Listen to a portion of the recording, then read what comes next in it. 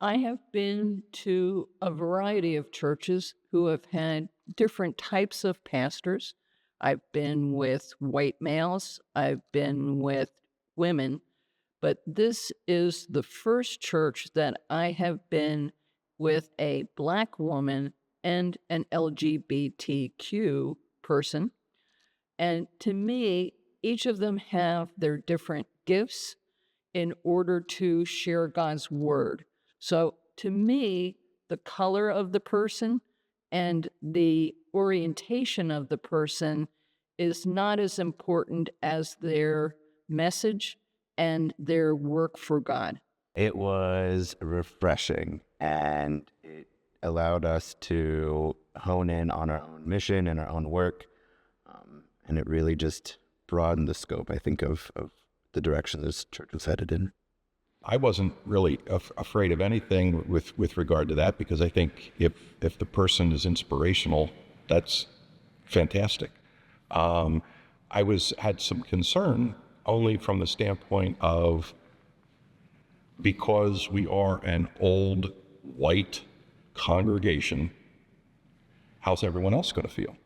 That was sort of where I was coming from. Is there going to be anyone who's going to say something embarrassing or to make the person of color feel uncomfortable in any way? And I didn't hear that. So that was, I mean, from a firsthand standpoint, I hadn't heard anything like that. So I said that was pleasant.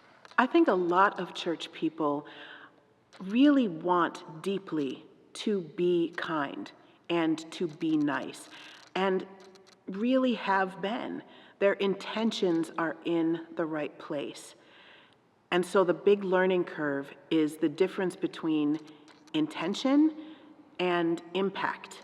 That what we mean well when we say might not land the way that we think it will.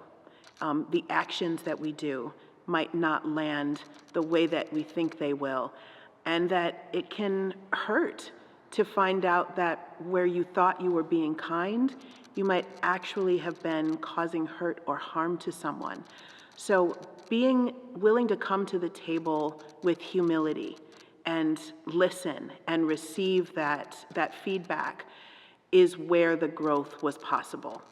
It's all about being willing to move past being defensive and say, your truth matters, and I can learn to do better no matter what my intention was.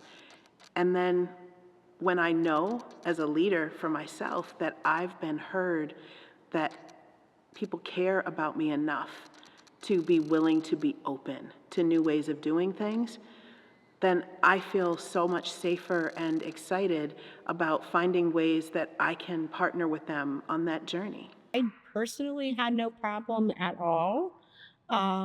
What I was concerned about, or what other people, I should say, were concerned about, was losing members as a result of it.